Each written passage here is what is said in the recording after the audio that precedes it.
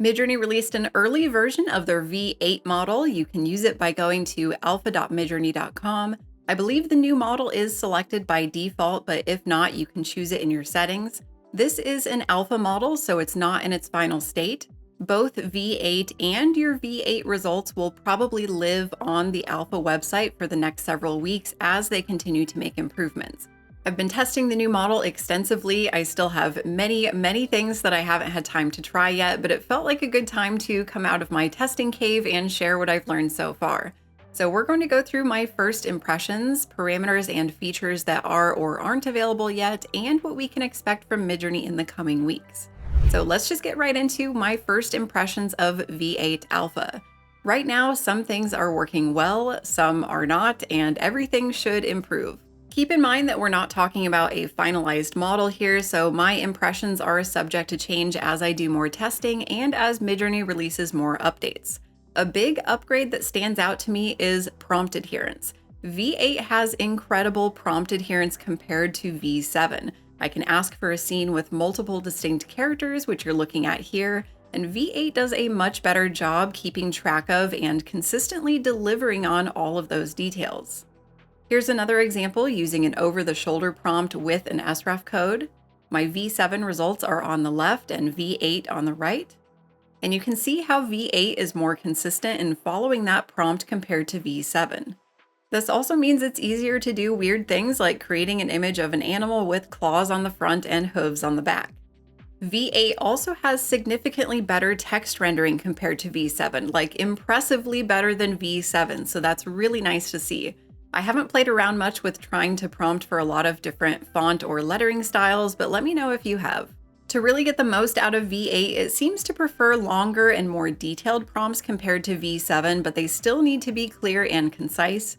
V8 will likely require some adjustment to your prompting style. This is normal for any new model release, but I know the adjustment period can be frustrating at times. It's still true that, like V7, this model prefers clear, grammatically correct sentences. You just might find that you have to word them a little bit differently or add a few more details. We'll be talking a lot more about V8 prompting style over in my Patreon community, and once V8 gets more established, I'll update my beginner Midjourney course with some new lessons. I'll leave links for both of those down below. One other thing that I'll mention about prompting with V8 is that I'm finding it hard to get aesthetically pleasing images when I use shorter prompts or more abstract poetic phrases. Oftentimes, I don't have something specific in mind. I really enjoy the process of seeing where Midjourney takes me, and then that sparks new ideas that I can explore. I'm finding that particular workflow challenging at the moment, even when I include my global personalization. This is something that the team has already said that they're working on. They have a big improvement to the underlying V8 aesthetics coming in the next few weeks. So they're already working on these things, and I fully expect that this will improve, and it's just my experience for now. And honestly, my current V8 experience is very similar to how I felt when V7 came out. I didn't like my first few V7 results, but then as they released improvements in the following weeks and I learned how to best prompt with V7, my results improved. These things just take time. It will get better. Body coherence is another area that seems like it could still use some improvement. I do think small faces look better in V8 compared to V7, but with hand and limb coherence for me, some images look really good, but in others I still get some weird looking hands or distortion. I do think it's better, but maybe not as big of a jump yet as I expected. There's a new HD mode which natively renders 2K resolution images. Just include --HD in your prompt to try it out. I haven't thoroughly tested this new mode, in part because the HD jobs are 4 times more expensive, and I want to make sure that I get through a bunch of my other testing first before I start spending my fast hours on HD. What I have ran so far, though, looks impressive, and if the price comes down over time, I could see myself using the 2K mode a lot. Style references, mood boards, and personalization profiles work with V8.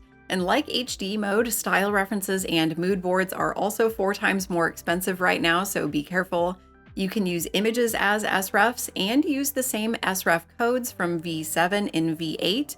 They will look a little different because it's a different model. My experience so far is that some SREF codes look really nice, and then others can sometimes have degraded image quality. I've had a similar experience with mood boards so far as well. Some look okay, and others just don't feel like they're pulling enough of the aesthetics from the mood board into the results. This is another area for both SREFs and mood boards that Midjourney will be rolling out some updates for.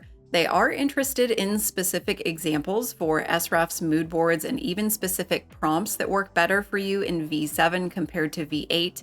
You can go to their Discord and leave your feedback there. It's super helpful to the team so they can see exactly what your experience is. And all of your V7 personalization profiles can be used in V8. You don't need to set up any new ones for V8 at the moment. They're just kind of carried over from V7. The team does recommend that you use your personalization profile instead of the default Midjourney aesthetics at the moment for best results. I'm not sure how I feel about my global personalization profile yet in V8. I definitely prefer my personalized V7 results more right now, so that's an area that I'm still trying to figure out. Right now, my global profile in V8 just doesn't feel like it does in V7, so I'm hoping that that gets better. One of the easiest ways for you to help Midjourney improve the V8 model is by using these buttons here on your V8 images. Anytime that I get something that looks like a photo of an artwork, for example, I've been marking those as do not like. But make sure that you mark the ones that you do like too, and not just the ones that you don't. And if you have examples that are more specific to V7 versus V8 performance, you can share those directly on their Discord. So that covers my first impressions on the things that I've tested the most. Let's talk about what else is or isn't available. Weird EXP and the tile parameter are available in V8. Omni reference is not available, but something to replace it should be coming soon. Using an image as an image reference is also not available, and it's not clear if it will be. So if you have a strong use case for image references, be sure to let Midjourney know. There is no parameter, and there likely won't be. We do have the quality parameter. You can use --Q4 to try to get improved coherence, but it does use extra fast hours. You can also use stylize, chaos, and raw. Many people are actually finding that using both raw and their personalization in their prompts is helping quite a bit with the aesthetics and image quality. I do have a free guide with every Midjourney parameter that I'll link below, and I'll be updating it with information on V8 soon.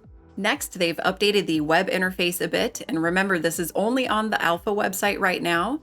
So the settings menu has been moved to a sidebar.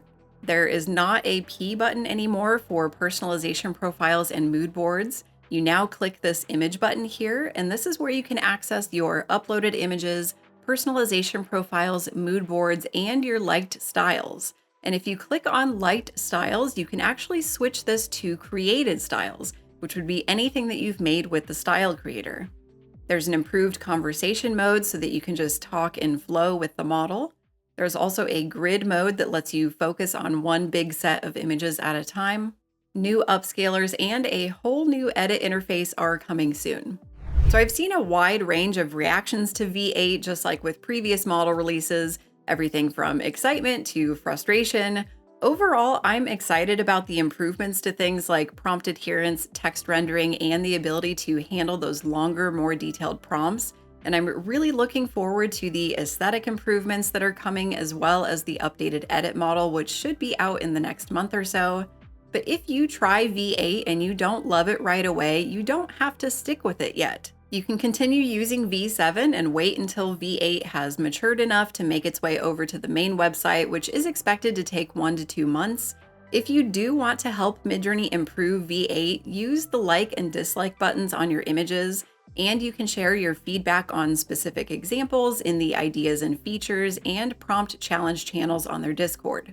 V7 had a few rough edges too when its alpha version was first released, and I think it turned out to be a pretty great model. These things just take time, and V8 will get there.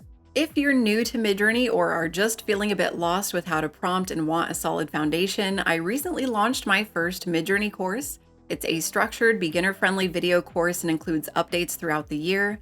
I also have a Patreon community where every month I release detailed prompt guides, exclusive tutorials, and demos of new features.